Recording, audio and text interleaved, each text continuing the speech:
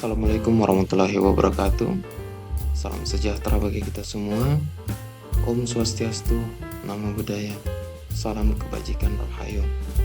Terima kasih anak-anakku sekalian. Kalian tetap stay kepada materi pembelajaran berbasis konten di mata pelajaran informatika. Pada pertemuan ataupun video pembelajaran kita kali ini, sekarang berlanjut pada bab 2, strategi algoritmik dan pemrograman.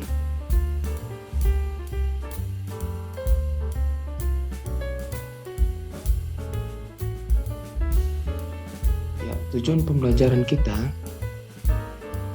yaitu setelah mempelajari bab ini, kalian diharapkan mampu menganalisis beberapa strategi algoritmik secara kritis untuk menyelesaikan suatu permasalahan dengan memberikan justifikasi efisiensi. Setelah itu, kalian akan menerapkan strategi algoritmik tersebut ke dalam suatu program yang lebih kompleks dari program yang telah kalian kerjakan sewaktu kelas 10. Kalian akan belajar bergotong royong dalam mengembangkan dan menguji program tersebut untuk menyelesaikan problem yang berkaitan dengan mata pelajaran lain yang telah kalian pelajari.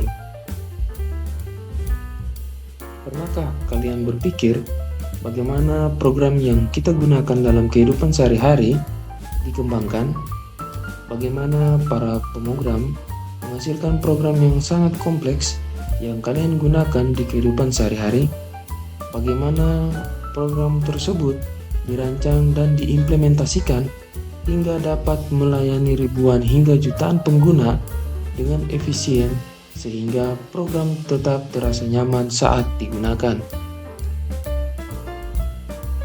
Dalam kehidupan ini, kalian pastilah telah menggunakan berbagai program untuk mempermudah aktivitas di berbagai bidang seperti komunikasi, kesehatan, sosial, transportasi, hingga kebutuhan pokok sehari-hari.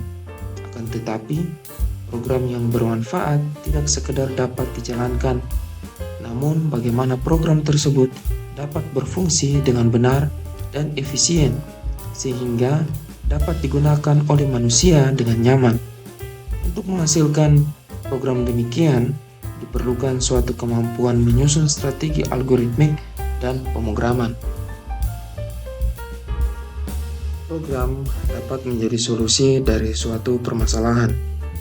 Untuk menghasilkan program yang benar dan dapat membantu manusia dalam melakukan tugasnya, ada 4 langkah yang dilakukan saat melakukan pemrograman. Yaitu yang pertama adalah analisis permasalahan. Menganalisis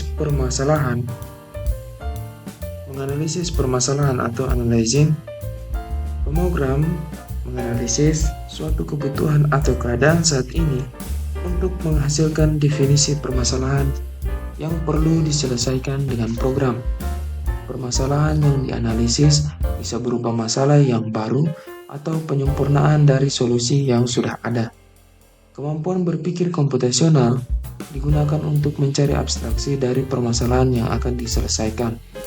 Permasalahan yang kompleks dapat didekomposisi ke beberapa masalah yang lebih kecil, namun saling berkaitan, hingga akhirnya pemrogram akan mengenali pola permasalahan tersebut sebagai sebuah variasi dari problem generik.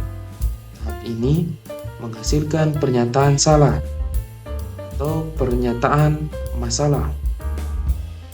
Biasanya disebut juga dengan problem statement yang menjelaskan masukan, keluaran, serta batasan-batasan dari program yang akan dibuat.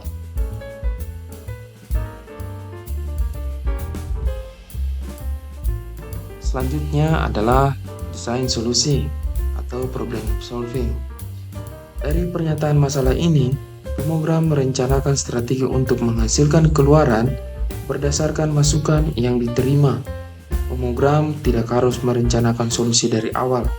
Mereka dapat menggunakan solusi atau potongan solusi yang sudah ada dari permasalahan yang telah diselesaikan sebelumnya. Bahkan, jika problem generik telah ditemukan, pemrogram dapat memodifikasi algoritma generik agar sesuai dengan permasalahan.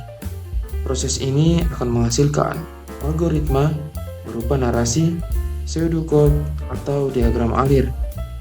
Pada tahap ini, pemrogram juga akan mengevaluasi algoritma yang dibuat untuk memenuhi batasan dari permasalahan. Misalnya, apakah pemrogram dapat bekerja dengan cepat saat diberikan masukan yang berukuran besar, karena menunggu membuat pengguna tidak nyaman.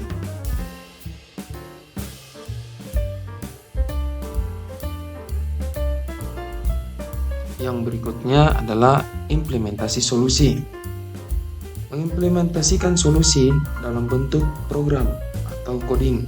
Pada tahap ini, pemrogram akan menulis kode program untuk menjalankan solusi yang telah direncanakan sebelumnya dengan menggunakan suatu bahasa pemrograman. Memilih bahasa pemrograman menjadi pertimbangan di tahap ini. Selain itu, mengubah algoritma menjadi kode program juga melibatkan banyak pertimbangan teknis, misalnya data, struktur kontrol yang digunakan, dan lain-lain.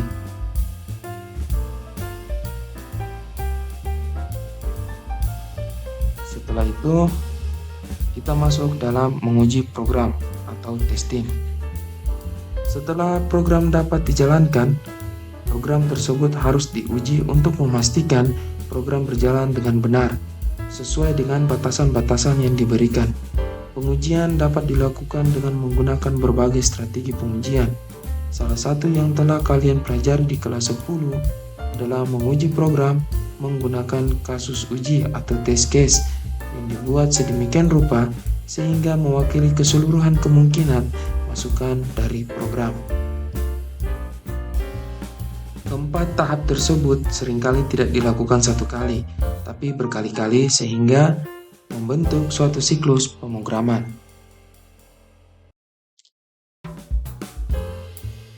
Aplikasi yang kita gunakan untuk praktek kali ini yaitu aplikasi Padroid 3. Di dalamnya terdapat bahasa Python. Kalian dapat mendownloadnya di Play Store dan ini gratis. Tapi walaupun begitu tetap ada yang berbayar di Padroid 3. Tapi untuk praktek kali ini kalian pilih yang gratis saja dulu ya. Tampilannya program seperti yang kalian lihat di gambar di samping ini.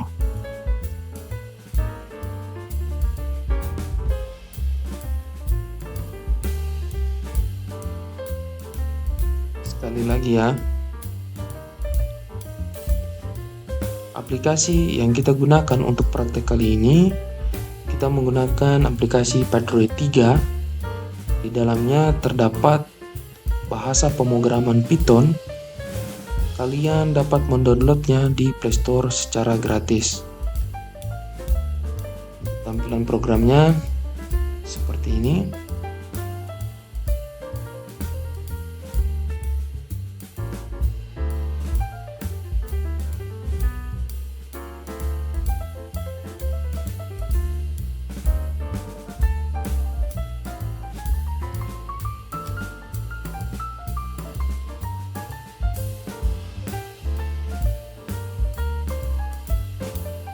Baiklah anak-anakku sekalian, tadi adalah persiapan-persiapan kita atau tahapan-tahapan kita untuk menggunakan atau memulai